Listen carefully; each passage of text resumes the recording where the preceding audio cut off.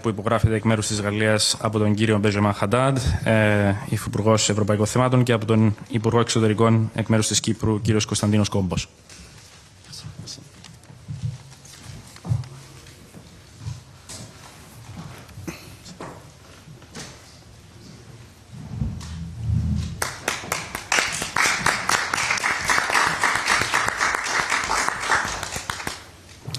Cette cérémonie est maintenant terminée. Nous allons passer aux déclarations à la presse et j'invite Monsieur le Président de la République à prendre la parole. Merci beaucoup. Monsieur le Président, cher Nikos, Mesdames et Messieurs les ministres, Mesdames, Messieurs les ambassadeurs, Mesdames et Messieurs en vos grades et qualités, je suis très heureux d'accueillir aujourd'hui à Paris le Président de la République de Chypre, Nikos Christodoulides, à la veille de la présidence chypriote du Conseil de l'Union européenne qui se tiendra au premier semestre 2026 et pour renforcer les liens d'amitié et de confiance entre Chypre et la France. Aujourd'hui, nous venons de signer ce partenariat stratégique entre nos deux pays qui est une étape ô combien importante et merci de la confiance que vous faites à notre pays qui devient le seul, à ce stade, pays de l'Union européenne à avoir un tel partenariat avec Chypre. En 2016, Chypre EU country with which we have a strategic partnership. In 2016, France and Cyprus adopted a strategic agenda to enrich our political dialogue and support all of cooperation. Today, we're moving to a higher level, centered on strategic autonomy and innovation, ecology and the digital sector, education and culture, but as well as strategic and defense matters. And in the coming weeks, we will finalize an agreement on these matters, in particular what we call in French SOFA.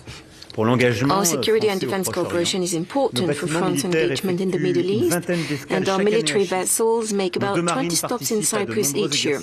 Our two navies participate in many joint exercises, marking our commitment to freedom and stability in the Eastern Mediterranean.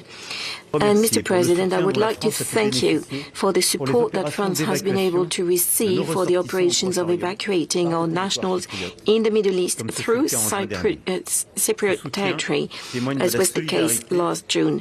This support demonstrates the solidarity that is at the heart of our relationship and our membership of the European Union, and very much represents something very unique between our two countries. So as you see, this strategic partnership very much illustrates the strength of this bilateral relationship and our willingness to be as close as we can in the Eastern Mediterranean and work together on the many joint issues like Syria. And we remember that when President al-Shara came here, we had discussions with a number of us, including with the Greek Prime Minister. We talked about regional issues, cooperation, energy sector, and we were also able to talk about Lebanon, which is very dear to both of us. By welcoming you, I also would like to underline that by signing this partnership, France very much supports the United Nations mediation efforts for just, comprehensive and lasting settlement of the Cyprus question, in accordance with the parameters agreed at the United Nations and compatible with the community acquis, so that all Cypriots can live together on a reunited island. I welcome your trilateral meeting last week with Mr. Erdogan and Mrs. Holgin last week in Cyprus. I hope that these exchanges will allow the inter-Cypriot negotiations to resume quickly with a view to a just and lasting solution. I always perceived you as being a man of dialogue, responsibility, very brave as well, and France is playing its role. Regarding your presidency of the Council of the European Union, France knows that we can count on you to ensure that Europe asserts its own interests and its strategic autonomy. Our two countries share the very same vision of a strong and sovereign Europe facing all our challenges: security threats from inhibited competitors, as unfair trade practices, external overcapacity that affect our industrial footprint, the threats to our democracies and our youth, from electoral interference to the protection of our children in the age of social networks. So the Cyprus presidency can count on France's support to strengthen the security and defense of our continent and to continue to support Ukraine in the face of Russian aggression and to reach a just settlement guaranteeing a lasting peace, as well as to implement all the measures in the Draghi report for competitiveness, for regulatory simplification, to European preference, for investment in strategic sectors, to the Capital Markets Union, to trade defense. Also, to move forward on the next Union multi-annual financial framework for 2028-2034 for a competitive sovereign European Union, including the CAP, to ensure as well that in June the European Pact for Asylum and Migration comes into force to protect the Union's borders and to ensure a balance between solidarity and responsibility. Let me also say here that we support your initiative so that the Mediterranean is at the heart of the European agenda.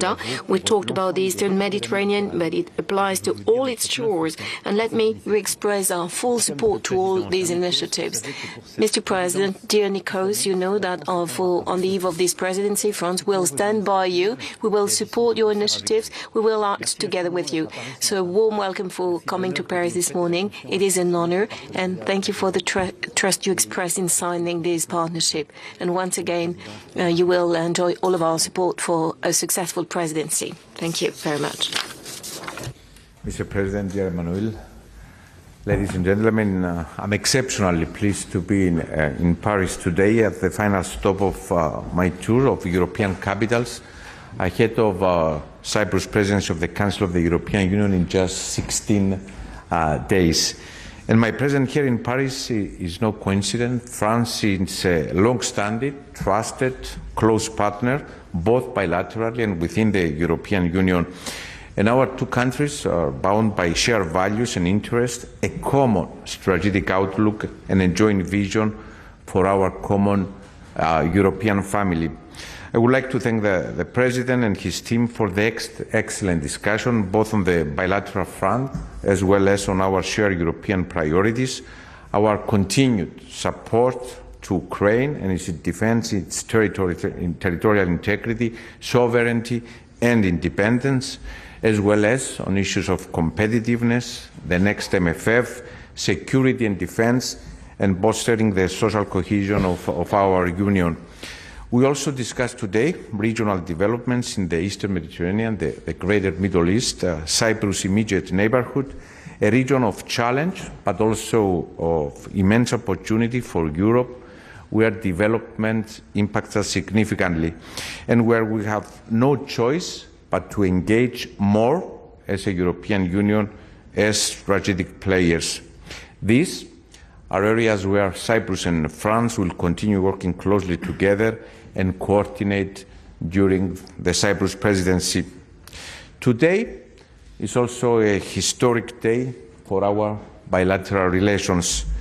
The signing of the Strategic Joint Declaration and its action plan marks a highly significant new chapter in Cyprus-France relations, that of determined and ambitious strategic partnership.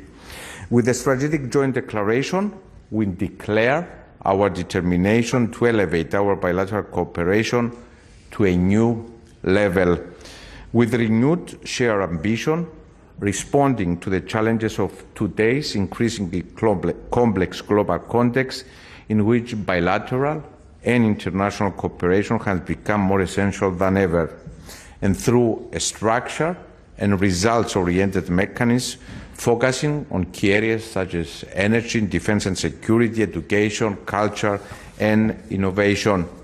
It is in essence a clear political statement and a tangible expression of the strategic nature of our partnership, setting out a shared vision and concrete priorities for the years ahead. Together, we continue to build with vision on what is a strong foundation. France constitutes a invaluable strategic partner for Cyprus in the key sectors of defense and energy. We value immensely Total's long-standing presence and important discoveries in Cyprus' exclusive economic zone, and at the same time, in defense, there is constantly growing collaboration between our respective ministries of defense, including now in the context of the European Union Safe Mechanism. And as the President very correctly mentioned, we are working to sign very soon the SOFA agreement. The bond between Cyprus and France is anchored, of course, on the close people-to-people ties, which continue to grow.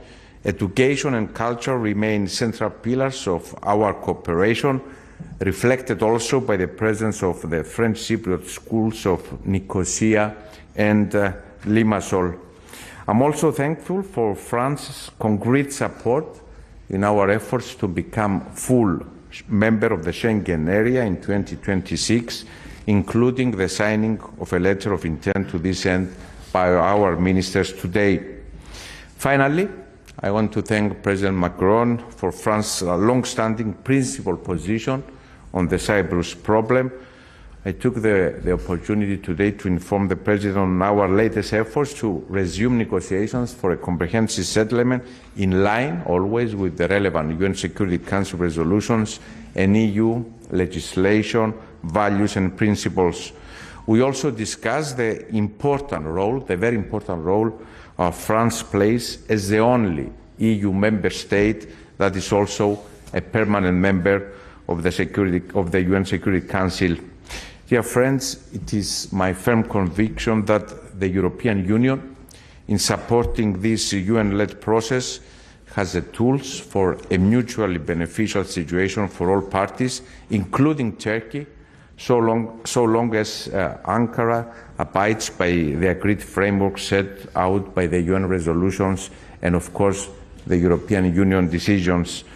Thank you, Manuel, for the substantive discussions, and I really look forward to welcoming you in Cyprus pretty soon. Thank you very much. And I welcome you. Thank you.